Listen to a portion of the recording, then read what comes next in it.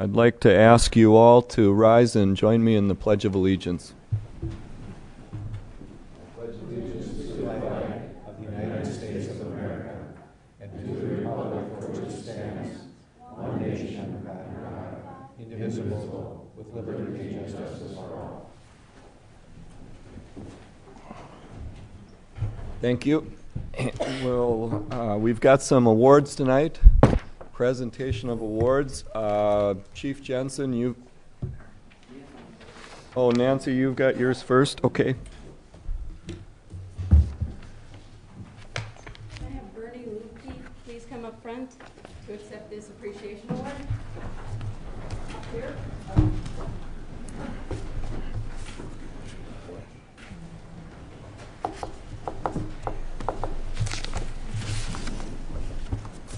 This is Bernie Lupke, and she's been an election inspector for over 20 years, and the City of Hudson is very proud of her achievements and accomplishments and dedication, and we just want to present this appreciation award in grateful recognition to your outstanding efforts and many years of service as the City of Hudson election inspector, September 1988 to January 2009.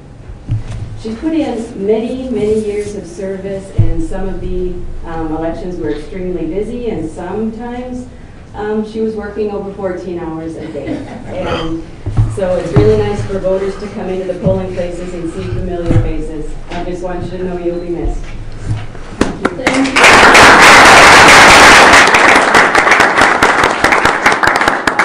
I want to say thank you to all of you, and I felt reluctantly that it was time for me to resign.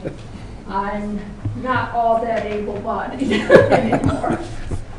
Thank you. Thank you. Thank you.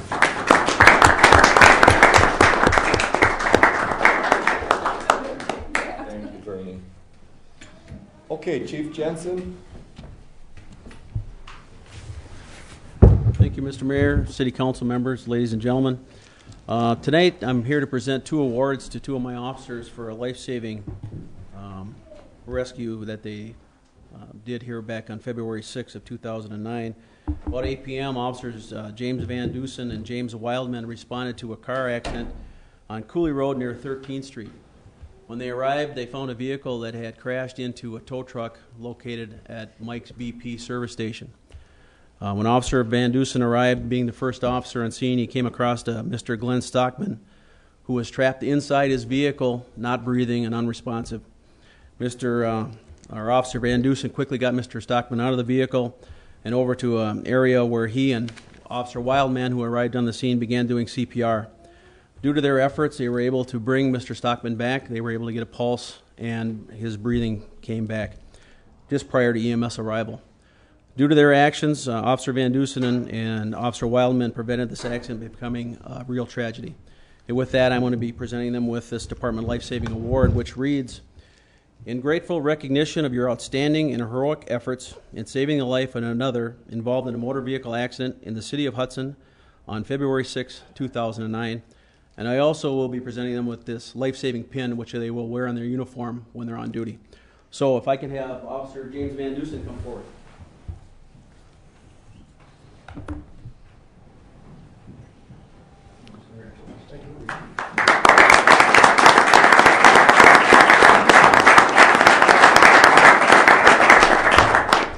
And Officer James Wildman, if you can come forward, please.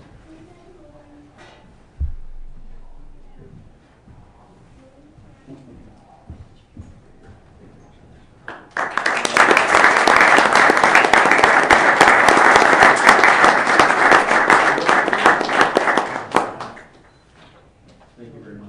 All of these gentlemen did an outstanding job. Thank you.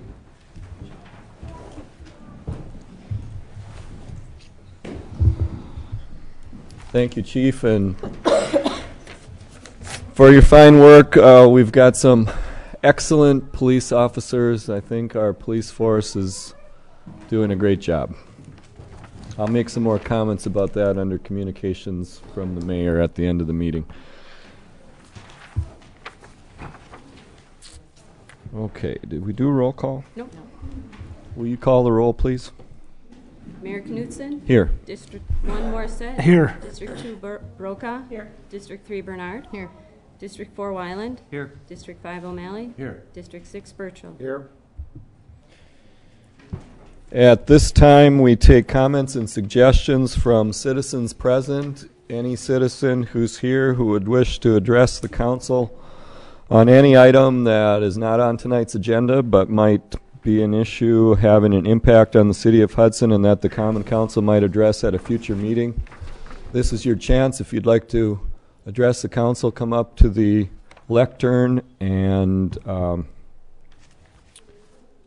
you may speak. Anyone wish to do that? Is there anyone that would like to be heard tonight? I think we'll go on to our consent. We'll go on to our consent agenda items then. Would you read the consent agenda, please? To approve the public hearing and regular meeting minutes of the February 2nd, 2009 and closed session minutes of November 10th, 2008. To approve claims for payment in the amount of $448,402.89. A detailed description is available in the clerk's office on request. To approve the issuance of a temporary Class B retailer's license to sell beer and wine at the St. Patrick's School Gala, March 27th and 28th, 2009 at 403 St. Croix Street, Hudson, Wisconsin. To approve the issuance of a secondhand jewelry dealer's license to Julie A. Leake, 1202 Grandview Drive, doing business as J.R. Hobreck at 210 Locust Street, Hudson, Wisconsin. To approve the issuance of a mall flea market license to Brian J. Bessler on behalf of the Abigail Page Antique Mall at 503 2nd Street, Hudson, Wisconsin. To approve the use of Lakefront Park on May 3rd, 2009 for the Monica Jensen Foundation race. To approve the request of Marine Max to use the band shell in Lakefront Park in case of inclement weather for the Aquapalooza event on Saturday, July 18th, 2009. To approve the 2009 concessions agreement with the Hudson Softball Association to use the concessions building in the Grandview Park from May 1st to October 31st, 2009. To place on file the quarterly reports of the library director, police chief, assessor, building inspector, and the water department. That is all. Move for approval. We have a motion to approve the consent agenda. Is there a second? Second. Motion and a second. Roll call vote. Morissette? Yes. O'Malley? Yes. Wyland? Yes. Burchell? Yes. Bernard? Yes. Brokaw? Yes. Consent agenda is approved. Next item on our agenda will be from the Plan Commission. Certificate of compliance for a small engine motor repair in a B3 Central Business District located at 310 2nd Street. The business is Rivertown Motorsports and Marine. Denny Darnold is here to tell you about that. Mr. Bill Prudhomme is the owner of the Rivertown Motorsports and Marine and proposes to have a small motor engine repair shop and retail at the former Seasons on St. Croix, which is the building across the street from Associated Bank. The Planning Commission recommendation is that they recommend approval of the certificate of compliance for small engine motor repair at 310 2nd Street as requested by Rivertown Motorsports and Marine, with the condition that certificate of compliance will be re-reviewed in 1 year. Mr. Bill Prudhomme is here tonight to answer any questions that you may have of his proposed business, or if I may answer any questions for you. Denny, I only have one question, and is that did the Plan Commission address anything as far as vehicles and anything parked out besides what was in? Well, maybe Bill will speak for himself. What we have spoke is that they would not have any outside parking except for if there's a trailer that may have 2 snowmobiles brought, or there may be a trailer with a boat on it which the motor is attached, that may be inside overnight. Bill and I have had the conversation in that general location. They really don't want to leave anything outside. So they would have those inside over the evening hours if there may be a necessity to park them outside in their parking lot north of the building. But generally they'd be there for a day or two at the most. But that would be the only thing that'd be outside. Okay. If that's not correct, Bill, please correct me. Other questions? to approve the certificate of compliance with the review in 1 year. I'll See how second. things are going. We have a motion and a second by Pam. Any further discussion? All in favor say aye. Aye. Opposed say no. Motion passes. Welcome to Hudson. Thank you. Next item on the agenda from the Finance Committee, applications for operators licenses. I'll There are recuse. 2 regular licenses, 2 temporary licenses. Staff recommended approval and the Finance Committee recommended approval. Mr. Mayor, I recuse myself. Mr. Morissette recuses himself. We have a motion I'll to second. approve and a second. Any discussion? All in favor say aye. Aye. Opposed say no. These licenses are approved. The next item would be to consider ordinance 3-09, a proposed sewer rate increase. At the Finance Committee, we heard a presentation by Mr. Jim Schreiber, our wastewater director, and Betty Caruso, finance director, about the need for this. The discussion revolved around the fact that there has not been a rate increase for a few years, that we've run a small deficit and likely to continue to run a small deficit without an increase. Part of the issue is that after the water utility authorized a separate meter for irrigation, that now water that was being, the consumer or customer was paying sewer on it, and now they're no longer doing that. The differential between that billed volume has gotten to be greater each year, as we now have about 10% of our users have a separate meter. It's been a growing amount year by year. And as that happens, the actual cost of processing the actual water that is going into the sewage plant goes up, and that's a main driver of this. Our sewage rates are lower than they are in comparable communities. We were presented a chart that showed we were among the lowest, and will still continue to be low. Right now, our average annual cost was $165, and with the increase, it'll be about $197. The other part to this is that there is a cost to read meters. That cost is shared between the water utility, who actually does the reading, and they bill back interdepartmental transfer between the two. The cost of that's about $160,000 a year. And so at this time, the Finance Committee recommendation is that we implement option 2 from your issue sheet, which was to implement a proposed meter charge. It's essentially taking the fixed cost involved with reading meters and turning that into a meter charge. So if you will, there's the cost of reading the meters is the same whether any water was used or lots of water was used. You still have to read it. And so the water utility has done that for some years. Several of our surrounding municipalities have done it that way. It seems like it is fairer, and so that was the recommendation. So the recommendation from Finance was to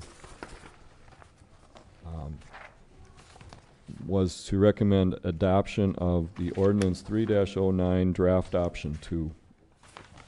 Any questions? You want to hear from Mr. Schreiber or Betty? Move for first reading. A Second. motion and a second for first reading on adoption of ordinance 3-09. Any discussion? Would like to make one point. You're absolutely correct that people in Hudson do pay less, in some cases far less than in neighboring communities for this service. By moving to a structure in which we are charging for the meter based on the size of a resident's meter, people may perceive this as a new charge or a new fee, and I want to stress that we all understand it is not a new fee. It is moving something from one pocket to the other. There is no new fee. We are having an increase, but it's the first increase in 6 years. The meter fee component of this was it $5 a quarter? $5.25.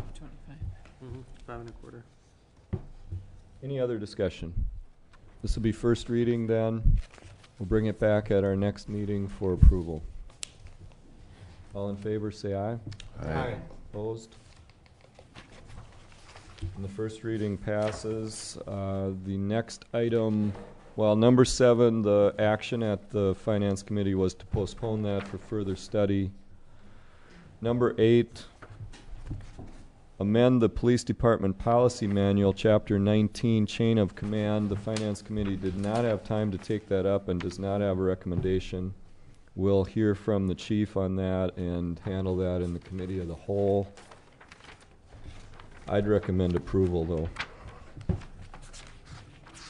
Mr. Mayor, I just brought that forward to the council for their approval because it has to do with structure of our police department and chain of command. We currently didn't have one listed in our policy manual, felt it was necessary to do so. This particular policy came from the town of Madison. We just adopted it for our own use. I felt it did the job quite well. Move for approval. Second. We have a motion in 3 seconds. Any discussion? All in favor, say aye. Aye. Opposed, say no. Motion carries. Next item is to review and consider approval of a new contract and terms for the police school liaison officer. I shared with the council a memo that detailed some of the background on this. The position was created with federal funding. When the federal funding ran out after a few years, we negotiated a cost-sharing arrangement with the school district. There's broad support, not universal support, but broad support for the position itself, and even broader support for the idea that the school should pay for a portion of it. The portion they've been paying has been just over 41% of the annual salary and benefits. When they came to us last year and brought up the idea of adding a second officer, one of my responses was that I felt they weren't paying as much as maybe they should be. And it didn't happen that we could find money in our budget to add the second officer. So that part of it is off the table for now anyway. We couldn't fit it into our 2009 budget. But the current agreement with the school expired at the end of December. So we've been in the process of negotiating with them about the cost. And when this last came to the council, to the finance committee and the council, the outcome was to suggest that they should pay 75%. They've reviewed that and studied what other communities pay. And after that review, we've also looked at the contract. And we didn't really have a full-fledged contract before. We gave them a draft. Their response back was to say, well, we've looked at contracts in use in about a dozen different communities and school districts, and here's one we really like. So we took that and adapted it, made a few changes to make it acceptable within our union policies and employment practices and so on. And so what you have now before you is a contract that they can accept. So really we're back to just the question of how much they should pay. I recommended in the memo and recommend that a 60-40 split would be a big improvement from where we've been and one that I think they can accept. The Finance Committee action tonight was to recommend that we had forward this contract with them being asked to be paying 75% of 12 months of the salary, benefits, and equipment for the position. And so that's where we stand. Yes, Lee. At the Finance Committee, the reason I voted against the 75% is I believe that we have we need to be providing, as a city, security and safety. And I'm afraid that by going with 75%, if they choose not to accept this contract and cut the position, we're compromising security at the schools. I feel that, as the chief said, you are going to be visiting that on a regular basis. Well, is there better safety with a officer on site, or is there better safety with an officer showing up whenever they're called? If the school chooses not to accept the 75%, what are the chances they'll say, we don't want the position at all? That's my fear in saying we're going to go 75%. We're already moving from 40 to 60, so I'd like to see us say, we're going to go with the mayor's recommendation of 60 and make this a one-year contract to be reviewed next year. Again, asking the same question, what's the utilization, and should they then be moved to 75% when we have more data about how many calls are city calls and how many calls are school calls. So that was my objection to the 75%. Yes. I agree with Lee, and I'd actually like to make the motion to do exactly what you said, the 60-40, and review it in a year to move to 75. I'll second that. I think we're just going to be running up there more than we need to. And I think the cost is a wash. Could I ask Randy to restate the motion? I will, okay. I mean, I didn't hear it clearly. I will move to approve a 60-40 split with the district. For this year, For 1 year. And then we will review the contract and to 75. Okay. I thought you were talking about a second year there. Okay, well, the motion is to alter the this is an automatically renewing contract right now. So your motion was to Alter it make to it a 60. 1-year contract at 60-40 with a review again in 1 year. Correct. Is there a second? I'll second that. We have a motion and a second. Discussion. Lori? Okay, so at 60%, they're basically paying 80% of the officer's salary for 9 months, Mm-hmm. if you go through the math. And really what that works out to be is they're paying for 4 days of a 5-day work week. I still contend that that officer is serving not just the city of Hudson, he's serving families, he or she is serving families from across the district. I cannot justify why the school district would not spread the cost of that officer, the entire cost of the officer, across those 5 municipalities. Why would the city of Hudson residents be asked to pay solely for that 5th day when we represent 41% of the school population? It's not a question of if he's needed, if he's valuable. It's just they have a much larger tax base than we do. Much larger, 3.7 billion. Ours is 1.5 billion. That officer is serving all those families from surrounding municipalities. I think it's really unjust to say City of Hudson residents should pick up that remaining 20% on top of what they're already paying. It's a small amount, but it's really a principle. And I doubt they have many other employees whom they pay 80% of their salary and get a full-time, get a full-time position out of them. I think this is just a way for them, frankly, to put some of the cost back on the city.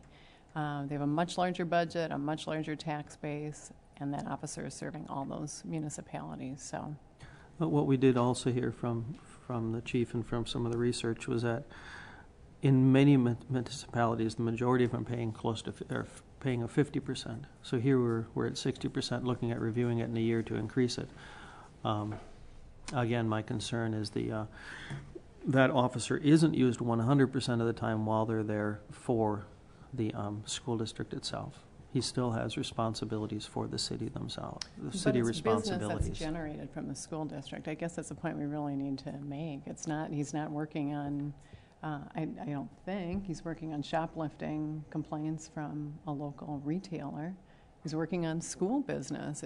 It's work that's generated from the school, from the student body. I would frankly only support a 60% this year if it were a 2-year contract with the second year being 75%. I don't want to be in this position again next year where we're saying, well, some districts pay 50, some pay 100. 75, frankly, is right in the middle. I don't think it's unreasonable. Just a second here, I'll just comment that the district did research, and they typically, for their comparables, use the Big Rivers Conference for one, which is an athletic conference, but it's generally comparable size schools in our neck of the woods. Superior was in their study, and they found that of those, pretty much everyone was either 50% or 75%. Rice Lake was 75%. Superior was 75%. Stillwater is a little bit apples and oranges because there's different funding means in Minnesota, but Stillwater was 75%. And that being said, 50% is very common. I know you'd brought forth before that there are communities in the state of Wisconsin where the district pays 100%, Green Bay being one of them. Okay. Scott. Thank you, Mr. Mayor. I'd like to support Lori's statements on this. It is only simple fairness that you pay for what you get.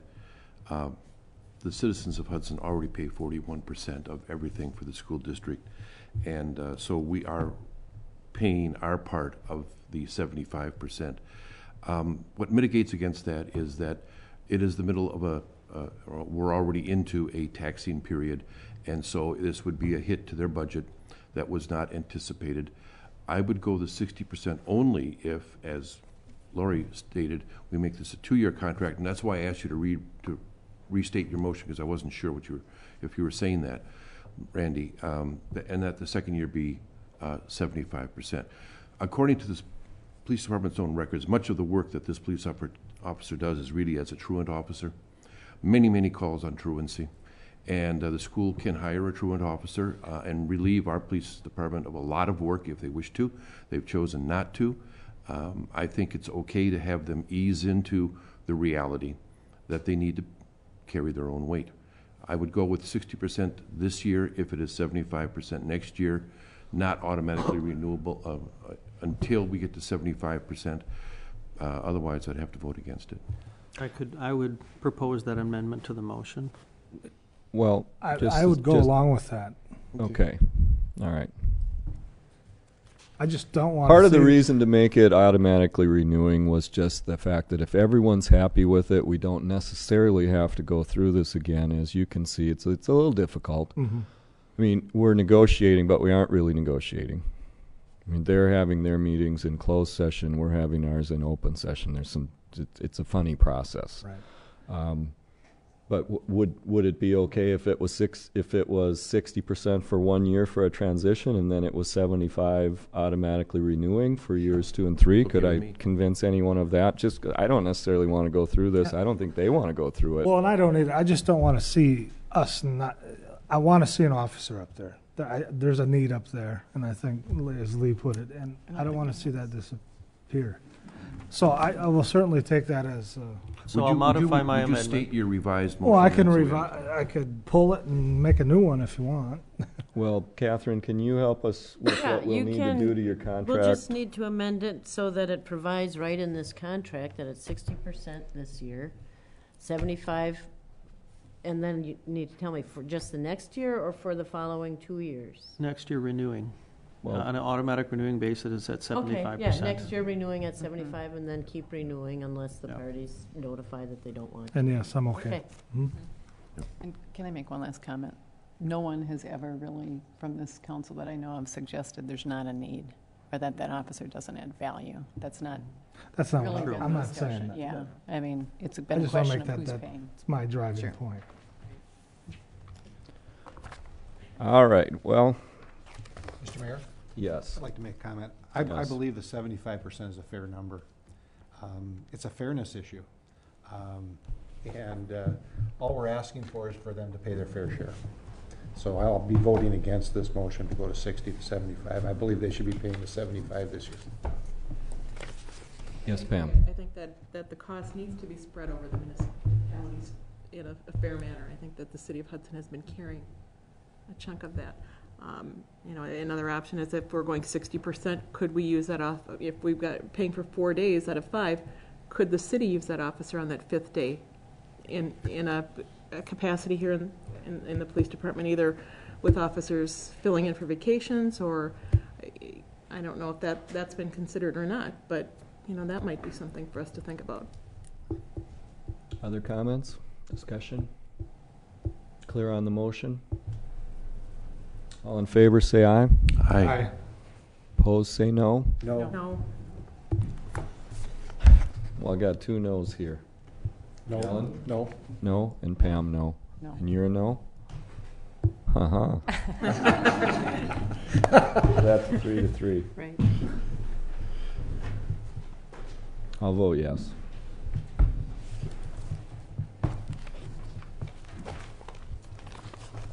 So will you Yeah, I'll revise the contract. revise it? Yep.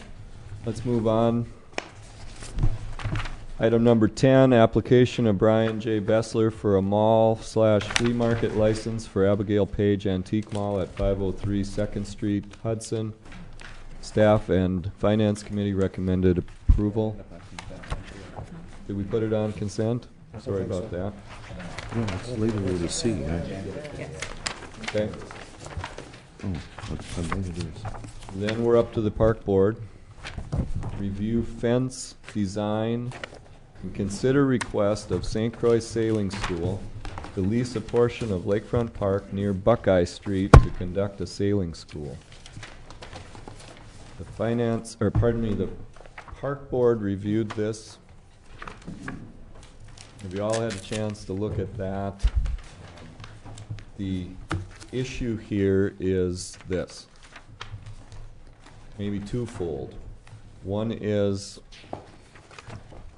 should we be leasing space in our parks or in that park for this type of use? And then the second part is, if we do, what should the fee be? Would you like to present something here? Thank you. My name is John Morris. I'm the chairman of the board of the St. Croix Sailing School. Thank you for the opportunity to share our story, and thank you for considering the matter. I trust you've all seen the proposal. I'll just give you a kind of brief recap of it. What we're trying to do here is start a youth-oriented sailing school serving kids ages 7 to 17. We would offer courses from learn to sail, someone who's never seen a boat, through advanced. We would follow the model of other sailing schools in the area here. There's 2 on Lake Minnetonka, there's Lake Calhoun, there's White Bear, there's Lake Harriet. There's similar schools throughout the nation. So we're not really creating something from scratch, but we're following well-established models for this. We are incorporated in the state of Wisconsin as a nonprofit corporation. We have filed for 501c3 status. Every school of like nature across the country has received their 501c3 status. So we think we're just in a waiting pattern for the federal government to stamp that application. So we don't foresee any issues with that. We're going to conduct a capital campaign to raise the funds to buy the equipment. So all the equipment is paid for, so there's no equipment costs in any class fees. A large part of the goal here is to keep fees as low as possible to provide accessibility to as many people as possible. We're also going to run a scholarship program. Essentially what we are committed to doing is allowing or giving any kid that shows up that has interest in sailing the opportunity to sail. Financial issues will not keep them off the water. We have, this has been a work in progress for a couple of years, and it's kind of a game of lining up all sorts of things to kind of come together at the same time, and the location is obviously a very critical factor. Without having the location firmly secured, we've started a little bit of the fundraising effort, and I'm very pleased to say that we're about halfway to our goal without really starting an official capital campaign. So we're quite confident we can pull this off. And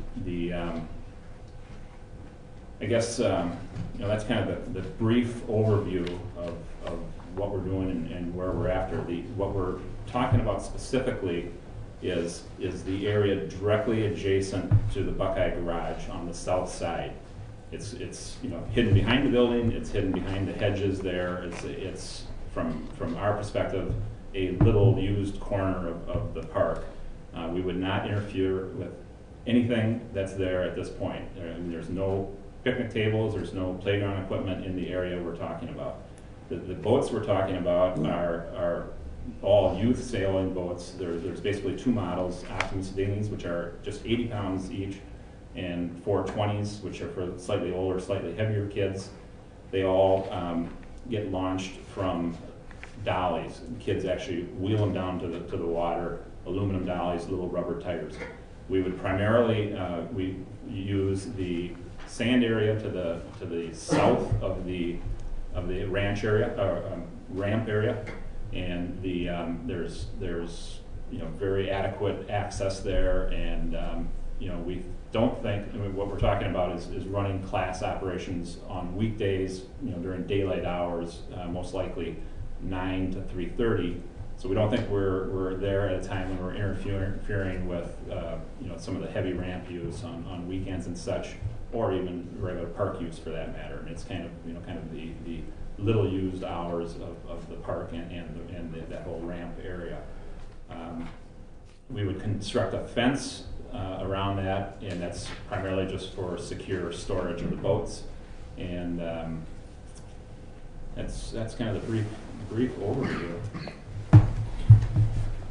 Okay, council? I'd like to make a motion to get things moving, but I would like to have further discussion.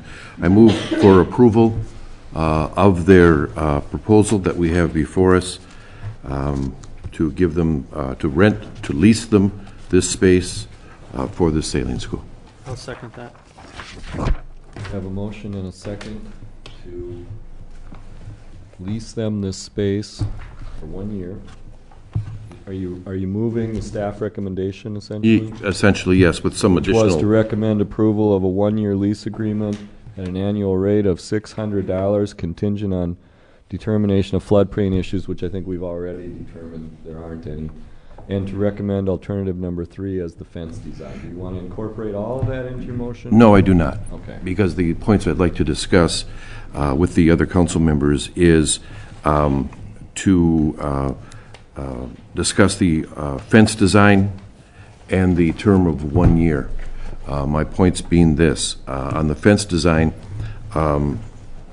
Lee Weiland at the Park Board had valid comments that he felt the aluminum fence design would fit in better with the Buckeye Garage, and he was doing that keep within mind, as he explained to me, the front of the street side of Buckeye. Well, this is going to be the non-street side, the back side, and when you are standing at that place, you are seeing the fencing of the marina condominiums. And the marina has a wooden fence. It's attractive, and your eye would flow right from that fence to this fence, and I think that I would rather see the wooden fence that mirrors the marina's fence, so there is continuity. All right, so was your motion for a 1-year lease, $600 with a wooden fence? No. Second point is we move from 1 year to 3 year. Right up the shoreline, we have 2 other organizations that are also nonprofits that we do lease land along the river to, and their terms are 3 years. This organization is putting in an investment that frankly is unprecedented. They're going to be putting in and not even counting the cost of the fence, about $150,000 to $170,000 with the equipment for our area youth to use, almost free of charge. And I think that's just a tremendous thing for Hudson and our area youth.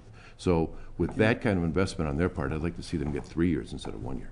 Could you restate your motion for us? My motion is this: to recommend approval of a 3-year lease agreement with the St. Croix Sailing School at an annual rate of $600, contingent upon the determination, which we've already determined, of the floodplain issues, which are not an issue, and to recommend alternative fence design number 1, is it, Could you take that fence design and let's do that as a separate motion? Okay, I won't make any reference to the fence design.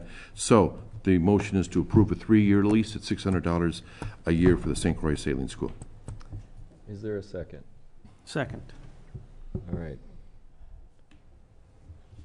Let me make a couple. Can I make a couple comments? Anyone object to that? I think you said they're making an unprecedented investment, and I appreciate that building the fence is unprecedented, but actually leasing space within a park proper actually seems unprecedented to me. The boosters and the rowing club use of the old Lupke oil facility that we bought when it was for sale, and it was a contaminated site and so on, and I was on the council at the time we bought that. I've never really considered that a park. I mean, I'm not sure it is designated really as a park.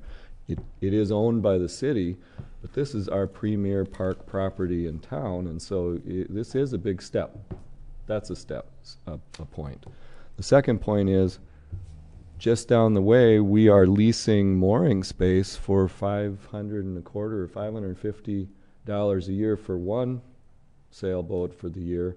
Here we're going to be storing 10 to 20 and charging basically the same thing. I'm not sure how that comes out to be equitable. I'm betting almost any one of those people would love to have a deal like this, so I question a little bit the $600 a year, whether that's really the right number. And with that, Could I address the council that? say? Could I address that issue?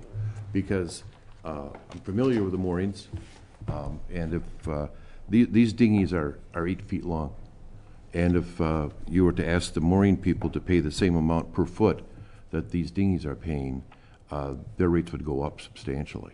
So these people are paying their fair share, I believe. In the case of the boosters and the St. Croix Rowing Club, they are leasing enclosed, lockable buildings that protect their goods. We provide the buildings to them, and we charge them $600 a year. These people are willing to pay the same $600 a year without a building provided to them, without a roof over their equipment, and they're going to pay for the fence themselves. So I think the $600 is equitable. Okay. Discussion, Lori? Question, this area is adjacent to a playground, correct? Adjacent. Yeah, it's adjacent to a playground. Okay, and am I reading into this map too much? Where will they be coming out of that fenced area? On the west side? On the west side. Okay, that makes sense. So they're crossing over a sidewalk? There's a sidewalk that goes around the... There's an asphalt path along the water. It's about 60 feet away from where we would exit. Okay, so you're going across a lawn for 60 feet until you get to the path. Other questions? I think it's a great program.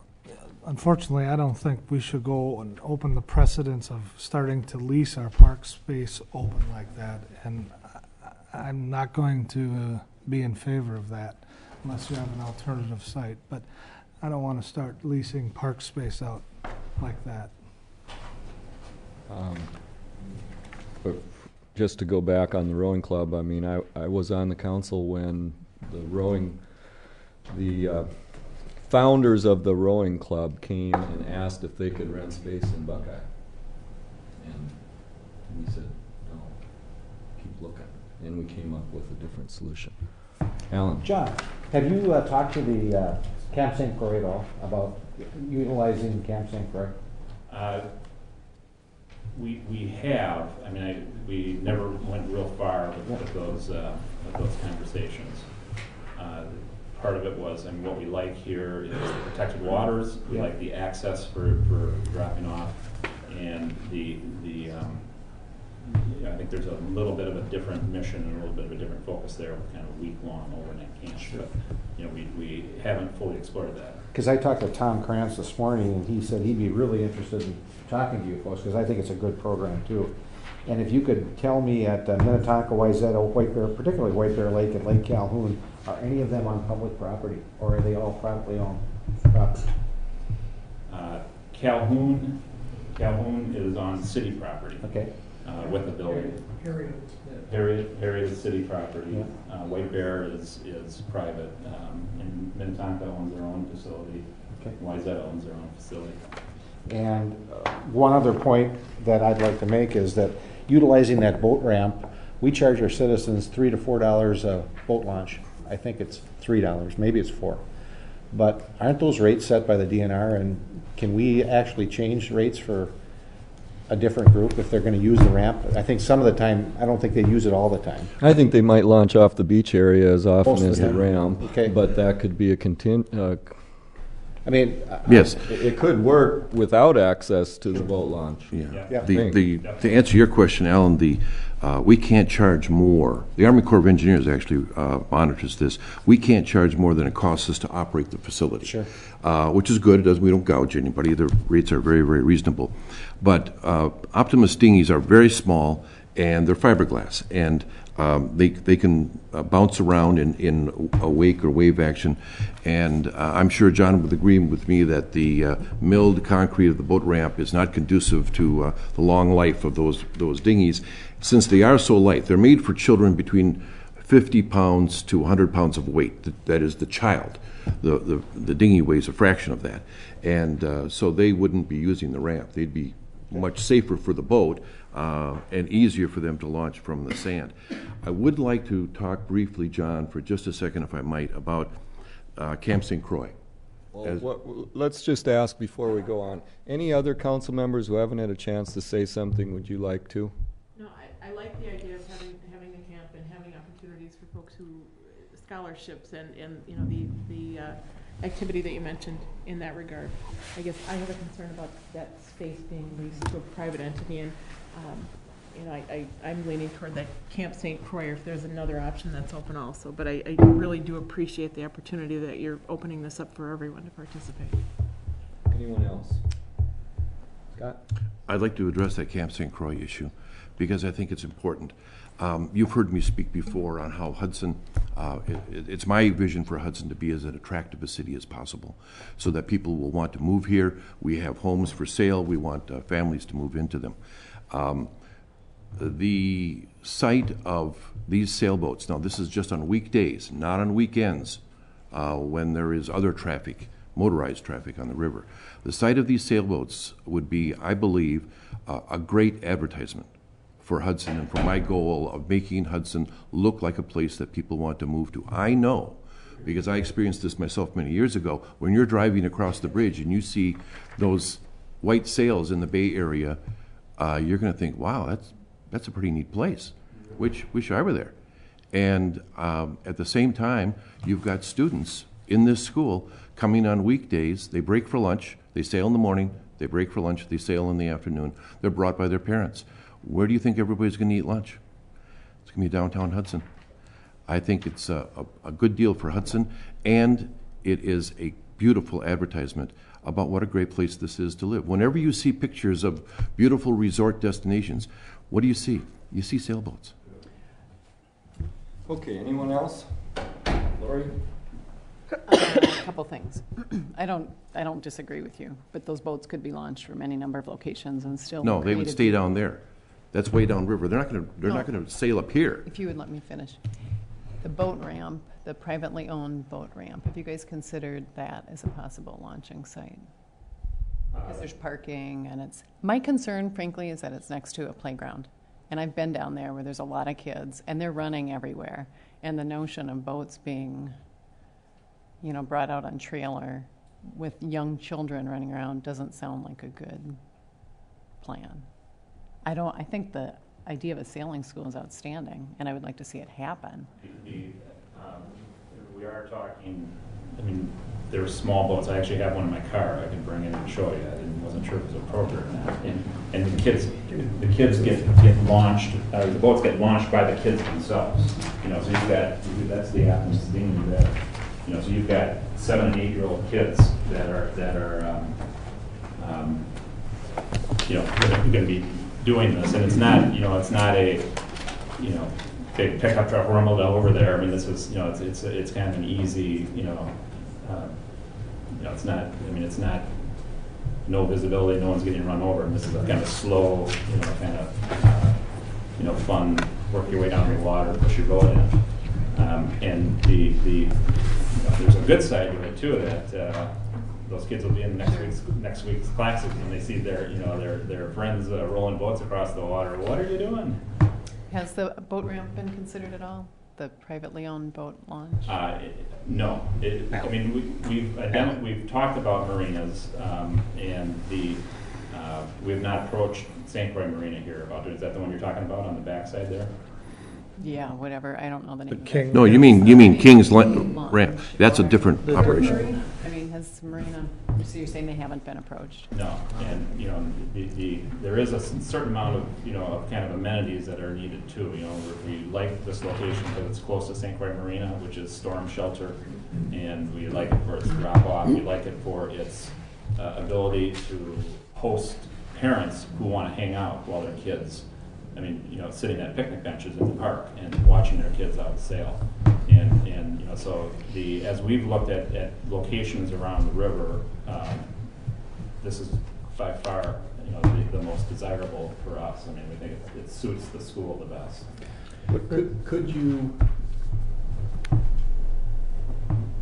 Could you operate this where your main waters of operation would be to the north side of the dike road?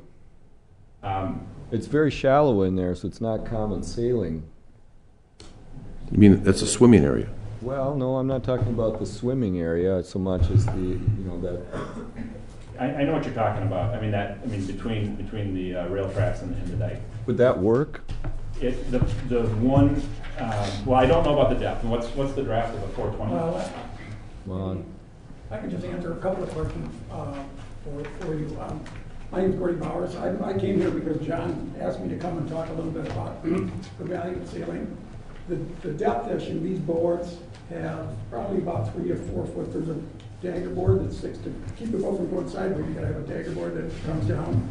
And the Optimus dinghy, I'm gonna guess they have 3.5 to 4 feet of depth that they actually need to be able to move. So you need some depth. You need some ability to make it easy for these kids to launch. If you have to make it real hard to launch and get it, then you're going to reduce the value of accessibility to be able to push the boats in and out easily. So that makes a huge difference as to the ability to get people that don't live on the lake and that want to come and sail, like your people that are living around here. I can just speak from my experience. When I moved out to Lake Minnetonka, I was 10 years old. And I saw the boats and stuff out there right away. And one of the reasons that I could sail was that it was easy for me to get to. I was, like I said, a little kid, and it affected me. I went from that to, I finally ended up by making my own sails. We created a business for ourselves. My brother and I made sails for 25 years. I was a head Olympic coach in 1988. Got a chance to travel all around the world, talk about sailing, kind of be a one-person advertisement for Minnesota and Wisconsin area here. So when I see the value that the difference that you can make with kids and to be able to invest in the future, that's, I think, a huge value when you're trying to balance everything else out. And so I think when you consider a proposal like this with basically being a turnkey operation, there's a huge upside to the value for the whole area of Hudson here to be able to have something like this. And I just wanted to, like I said, I drove over from Minneapolis and Minnetonka. I want to get my 2 bits worth, but just to answer your question on depth, you need, about 4 feet there. So that's what you're looking at. So Mr. Mayor, at the other end where the rowing club is there room there? There would be room, but I don't think there's going to be the Depth? It's not depth? It wouldn't be, because you don't want them to be hung up all the time. No, a racing shell has a draft of less than half a foot, and so it's a totally different kind of craft. Yeah, the different thing. Yeah. The older kids would want to sail, probably even south of the bridge too, so it's a long ways around to get there. Okay, we have a motion. We've had some discussion. Any further questions or discussion? Lee? I'd like to just mention that I lived in Lake City for a long time, and we had the Red Cross sailing course. They used sunfish, a little bit bigger, a little heavier boat actually. Yeah. But they had them right on the beach there, and they lined up and they leaned up against the beach house. And on the weekends, well, ours was on the weekends, so we were competing with the other boats and everybody else. But They never really got in the way. The city took care of it. But all the kids are out there. They loved it. It worked out great. Seeing all these blue and yellow sails floating across the bay. And there was another example of where the city said, yes, you can use a piece of our city park, which it was their beach area, to have your boats here because we see a value to the city and to the people that participate in that course. And as he pointed out, if you go down there and look at this area, this is an area that we've used to store docks, we've used to store other sorts of things, and it is underutilized or unutilized. It's outside the play area, and the fence would be the play area. And with the sizes of some of these boats and how simple they are, I don't see that as a safety issue as far as, plus it's from during the weekdays, not on the weekends when there's going to be a lot more people in the park. So from my standpoint, and the park board looked at this too and asked a lot of these same questions. And coming out of the park board, they really felt like this was something that would really add to this park, not detract from it, as long as we have a decent fence. Thank you. Pam? I think I found the answer. You said you filed for nonprofit status? Yeah. Lori? Can the motion be amended so that we can review this after a year? It is unprecedented, and I guess I am concerned a little bit in one regard that it could open the door to more and more requests. And so I would at least like the opportunity. I'm not saying... Sure. No, I understand your concern. I just think if we go forward, it would be good to have a chance after a year to say, here's what's working, here's what's not working. I think it's almost inherent in approving a one-year lease that it would be reviewed before renewal, but we could add it. Well, I will change it to a one-year lease. Yours was a 3-year. Mine was a 3-year, because I'm so confident that you're going to be really actually quite thrilled by this operation. I've seen these before, and nobody doesn't like them. So I will amend if that's okay with the seconder, I will amend my motion That's all right. to 1 year. Any objection to the amendment? Any further discussion? Liability. Oh, that's in the proposal to carry. I saw that, but I just want to make sure the city is not... So if there's an accident between your fenced area... So there's a hold harmless type thing for us? Yeah. You should probably have something in writing and because that's a condition of all our agreements that they've Right, and it is in their proposal, which I am recommending approval. So we need to draft a little one-page lease that handles Want me to things make like it that? contingent upon the insurance coverage? Yeah. Be happy to do so. They've already got it in their paperwork. Ready to vote? Well,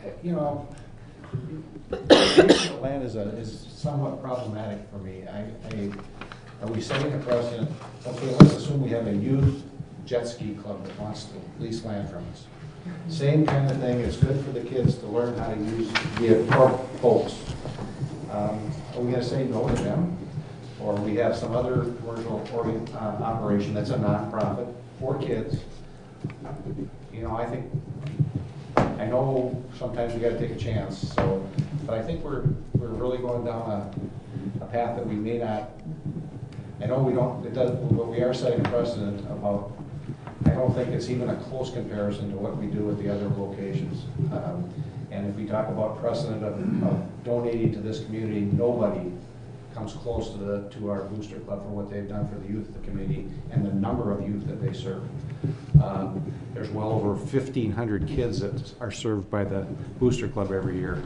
I don't know if they will have that many based on the White Bear pricing that they charge. I don't know. Do you think you'll have 1,500 kids? We intend to be well under that price. We're targeting $195 for a full week of sailing lessons. Yeah.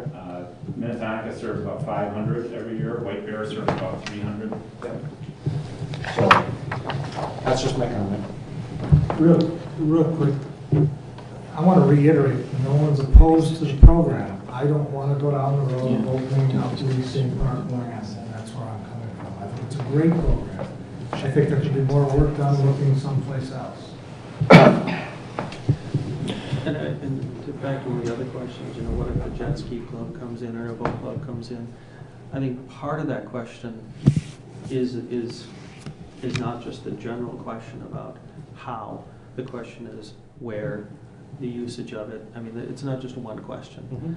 And we do have, like you say, we do a tremendous job in supporting the boosters and renting property to the boosters in the locations in which they need it, and the rowing club in the locations in which they need it. So we've made decisions based on what fits where. And here we're looking at an opportunity for an area that's not utilized in our parks to look at, this is something that would work really well for the children. It works well in this area.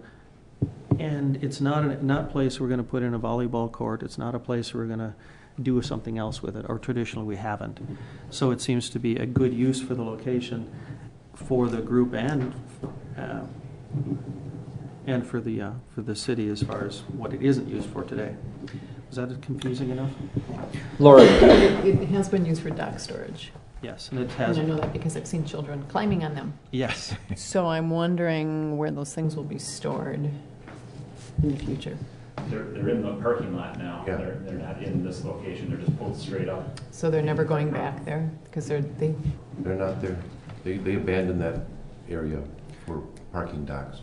And didn't they change because they changed the docks? Aren't those new docks? Oh, no, those docks, those are the aluminum docks, have been there for some time. Is the one that was up there, I think, with the wooden ones were there before. No, we got new aluminum docks 4 years ago, Yeah. something like that. Okay, there hasn't been much discussion about the cost, and I am of the opinion that were we to write this up and say, look, this is open for bids, any nonprofit who wants to rent this space and run some kind of a program out of the park right there, and I suspect $600 might be quite a good deal, but that's just me. It seems maybe you're all either uncomfortable with the whole idea or fine with the price, so that's the motion. You've had plenty of discussion.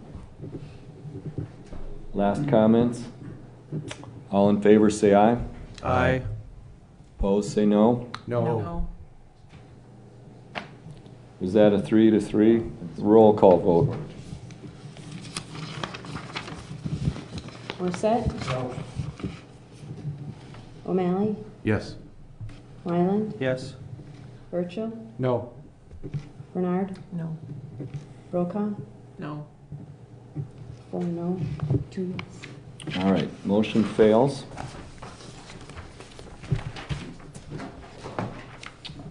Are there any other motions on that item? Hearing none, we'll move forward. That will be go back to the park board for a new plan. We have no old business, new business. Communications and recommendations of the mayor. You received this. Betty, you're going to do this why don't you do it under mine, okay?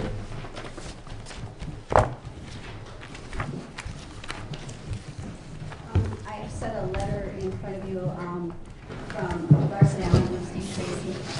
During the process of the audit of the TIF closure, there was an adjustment that was made for the payment of the Clean Water Fund loan. This was a loan that was partially paid. This is the one that we have through the sewer department. It was a $3 million loan, and 25% of that loan is paid for by the TIF revenues. When I received the amount that I was supposed to pay from the DNR, I included that with the TIF payoff. However, there had been a May payment that was made, a normal May payment, and I had missed that when I had closed the fund. And during the audit process, they had found that it was $62,000. So in that, when he brought it to my attention, I requested from the other districts that they return those funds to the city. So this letter is addressing that issue. Want to make council aware of it. And at this point, the school district has not paid, the county has paid it, and the tech college has paid it. So, could you tell why the school hasn't paid that? We can't have discussion on this item. This is for your information only. If you have questions or want it to be on an agenda, it's a bookkeeping, accounting thing. I've talked with them about it. I don't think there's a problem. This is it. Thank you, Betty. I'd like to make a few comments about police activity last year. I was asked to give an address this week to the Leadership Hudson group. And one of the issues that they were studying that day was public safety, and they toured the police department, the county government center, and so on. In the process of that, I asked Chief Jensen to get the statistics for last year. When this council was elected and we came together, one of the first things that I asked you to do was to work with me to add another patrol officer, and we found cuts in the budget in other areas, and we did that. We hired a new officer, and another change that we made was to up the strength of our casual call officer role. That was one of my first directives when I was elected, was to get that up and maintain it between 6 and 10. Part of the reason for these changes was that in the year previous there had been a number of armed robberies. So we'd had 9 armed robberies in Hudson, including bank robberies. We had a very troubling incident at the bowling alley that still hasn't been solved, that bothered me and was right near residential neighborhood. And so the public was clamoring for some changes to be made. And my plan was to try to increase the patrol shifts and the patrol miles, increase our patrol presence. And so rather than hiring at the top of the police department, the plan was, let's put more officers directly on the street and see what happens. And some of those changes didn't fully take place until about the June-July period, even though we approved them in April and May. The other thing we've done now is put the computers in the police cars. So what I handed out to you today, you can see year to year from 2007 to 2008, patrol miles increased 17%. In the last 6 months when these changes were fully in effect, if you compare July to December 2007 to July to December 2008, the patrol shifts worked went up 23%. The patrol miles worked or driven went up 25%.